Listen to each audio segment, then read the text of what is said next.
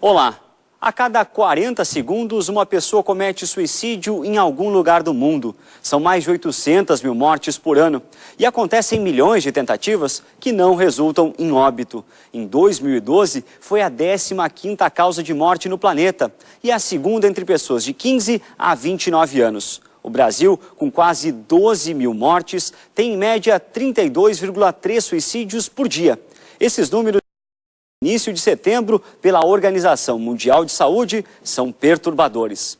Aqui no Rio Grande do Sul, as estatísticas também são motivos de preocupação e de reflexão. Segundo a Secretaria Estadual de Saúde, o estado teve 1.174 mortes por suicídio em 2012. Foram 936 homens e 238 mulheres que tiraram a própria vida em algum canto do Rio Grande. Mas o que as autoridades de saúde estão fazendo para reverter esse quadro? É o que nós vamos ver agora. Desde 2009, nós temos um projeto, junto com o Ministério da Saúde, que chama Promoção da Vida e Prevenção do Suicídio. E esse trabalho vem sendo desenvolvido, então, e tem dado bons resultados. Nós treinamos os profissionais da saúde, da atenção básica, para o atendimento e para a identificação daqueles possíveis pacientes com ideação de suicídio. E nós trabalhamos, e desse ano passado, nós tivemos uma campanha muito bacana, que foi Viver é Tudo de Bom. Se você não está vendo isso, conte com a gente. Um passo bem importante na prevenção do suicídio foi a portaria lançada, a 1201 do Ministério da Saúde, que é obrigatório os hospitais, em 24 horas, notificarem os casos de tentativa de suicídio. E esse paciente, ele só vai sair do hospital se ele estiver encaminhado para a rede, para o acompanhamento, num CAPS, num serviço psicológico, algum lugar do município vai ter que acompanhar esse paciente. O profissional da saúde, ele tem que estar atento para aqueles pacientes que vão muito à unidade de saúde, que não apresentam nenhuma coisa assim específica, nenhuma doença física, mas são muito queixosos, estão muito tristes, perderam algum familiar, porque tem pessoas que conseguem administrar bem uma tragédia e outras não. Então a gente tem que estar atento para esses pacientes que chegam lá no posto de saúde, sempre com um olhar mais preocupado, perguntar, não é um mito não perguntar se a pessoa está com a ideia de se matar, se ele está achando que está muito triste. Então, tem algumas coisas bem características da pessoa que vai tentar o suicídio. Como vimos, os números relacionados ao suicídio são assustadores. Mesmo assim, o assunto permanece como um dos grandes tabus da nossa sociedade. Mas por que se fala pouco de suicídio? O silêncio da imprensa é justificável? Como a mídia deveria abordar um tema tão sensível? E como perceber os sinais de quem está pensando em tirar a própria vida? A ameaça é um pedido de auxílio? O que ajuda podemos prestar a essas pessoas? Suicídio, este é o tema do Mobiliza desta semana. E para debater aqui no estúdio, convidamos Ricardo Nogueira, psiquiatra e coordenador do Centro de Promoção da Vida e Prevenção ao Suicídio do Hospital Mãe de Deus.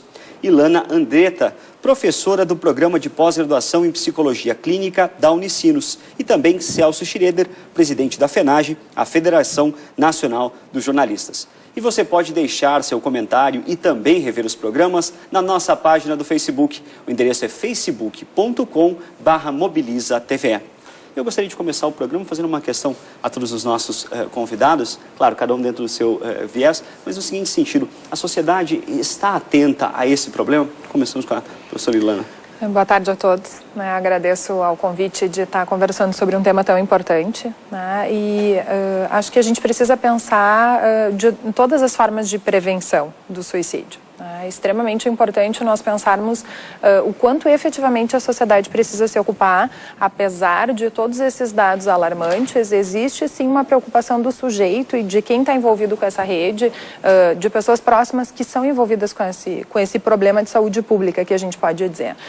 Acho que o trabalho da imprensa é imprescindível, e podermos trabalhar com essas questões de prevenção e de como lidar com a informação são extremamente importantes. Tem que se pensar em políticas de prevenção em todos os níveis, primário, secundário e terciário.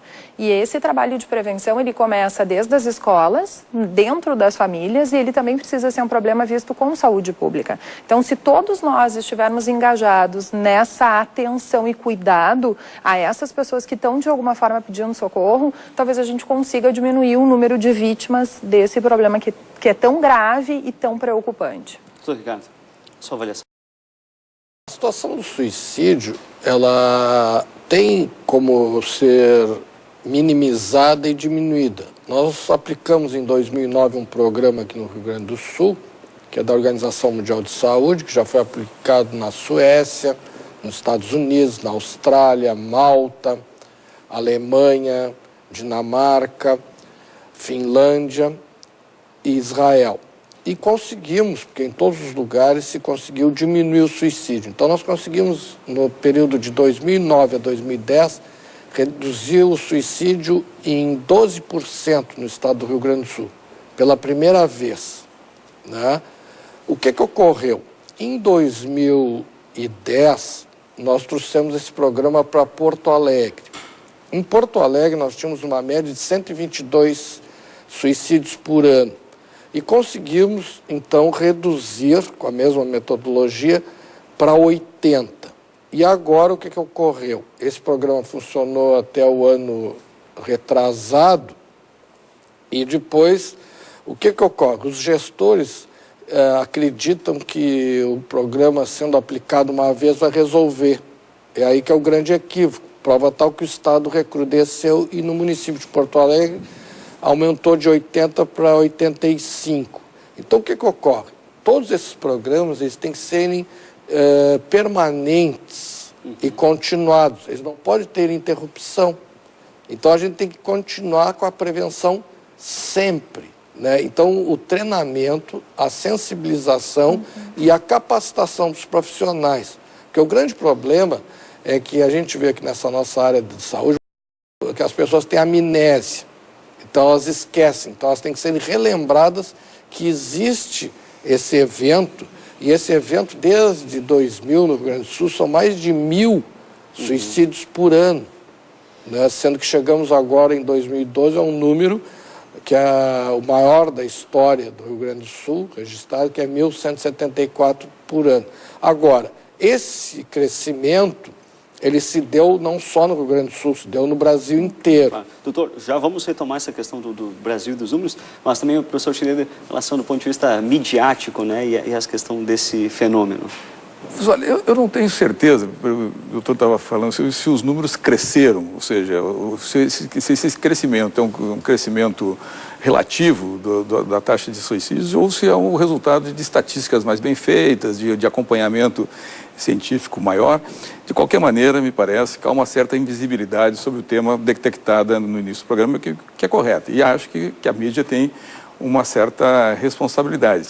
Neste caso, não uma responsabilidade positiva, ou seja, as preocupações que a mídia tem, a imprensa desenvolveu ao longo dos anos, mais intuitivo, é verdade, porque nós não tínhamos, eu não reconheço nenhum estudo voltado para a imprensa sobre o suicídio. O que se tinha era uma certa sensação, embasada em alguns indicadores, de que ao ser divulgado o suicídio, ao ser veiculado o suicídio, pelas características que os portadores dessa síndrome têm, enfim, das depressões, tenderiam a encadear outros casos de suicídio.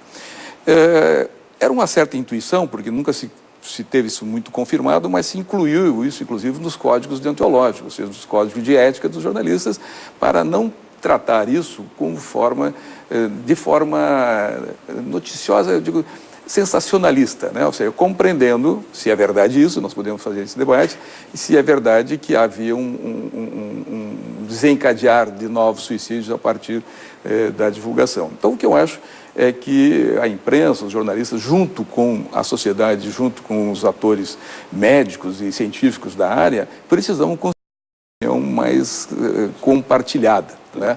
De tal maneira que a gente possa divulgar o que é necessário, obviamente. Eu acho que um programa como esse é fundamental para debater esse tema e, ao mesmo tempo, ter um cuidado e um pudor ao tratar de casos pessoais da divulgação, né? Que podem produzir, desencadear suicídios. Porque nas redações é um tema instigante, na medida em que muitos suicídios não são noticiados, a sua maioria, mas quando se trata de personalidades, né, aí vem à tona a causa-morte, enfim, de alguma maneira se trata, né?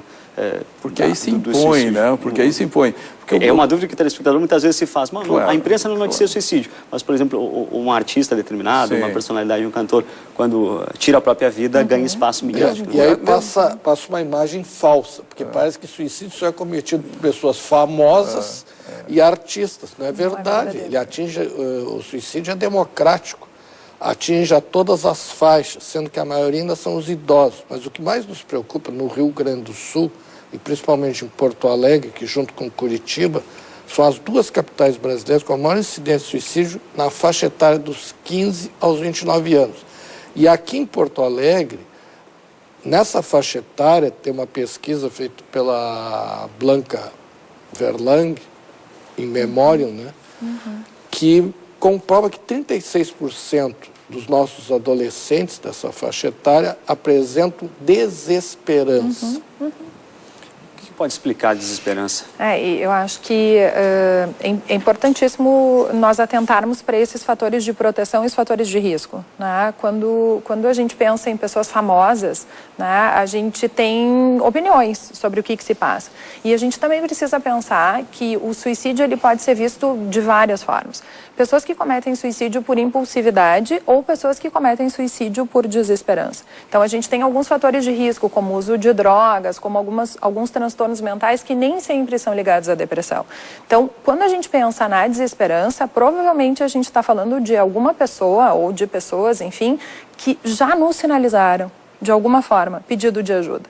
E que, de alguma forma, a gente não conseguiu dar conta. A família não conseguiu prestar atenção, a escola não observou, a sociedade não conseguiu mostrar que existe luz no fim do túnel e fatores de proteção de vida para essa pessoa.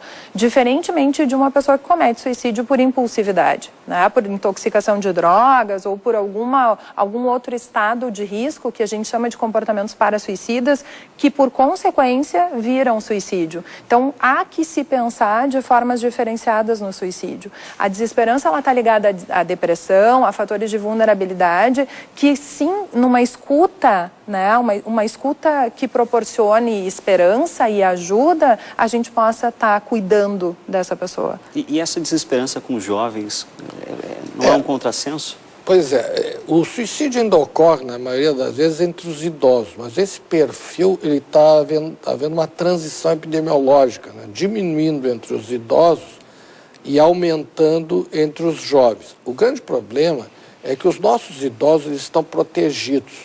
Hoje, os idosos, na grande parte do país, eles representam a maior renda. Tem cidades brasileiras que a maior renda é da Previdência Social. Então, esses idosos, eles têm recursos, são arrimos de família, têm crédito consignado, etc. e tal.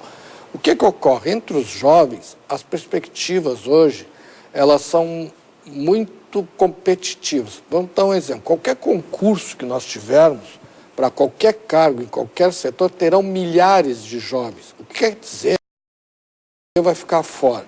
Agora há pouco houve um surto chamado epidêmico, no caso que tem início, meio e fim, porque o suicídio no Rio Grande do Sul, por exemplo, não é epidêmico, ele não tem início, meio e fim, ele é pandêmico, ele não tem fim, né? Só tem fim quando os programas são executados.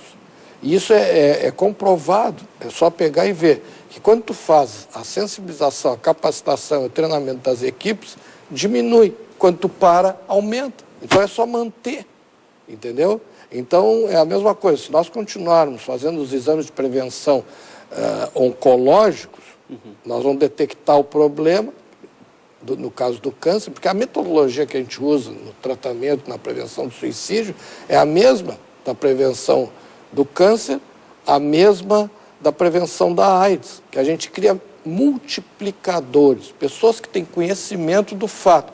Quando a gente fala essas estatísticas aqui, a maioria das pessoas fica estupefata. E nós não queremos deixar ninguém estupefato, a gente quer deixar as pessoas sensibilizadas para o problema, para assim a gente poder resolver o problema. E nós temos uma solução do problema. Não é como outras doenças. Só me dar um exemplo. A gripe AN1, a chamada gripe suína e a outra gripe aviária, elas mataram 286 pessoas no Rio Grande do Sul. Foi uma verdadeira histeria. Compraram milhões em vacinas que no outro ano nem foram aplicadas. O problema é que para o suicídio não tem vacina. O que tem no suicídio é capacitação, treinamento e sensibilização das equipes. Então nós precisamos ter material humano, que tem que estar sensibilizado com um problema que é real e que não é um problema de hoje, é um problema já há décadas. E nesse sentido, as redes sociais também podem, além da imprensa, as redes sociais podem também ter um trabalho de auxílio aos jovens ou de mobilização para trazer essa esperança que talvez... Eu acho que sim, eu acho que qualquer informação sobre o tema, ele é fundamental, né?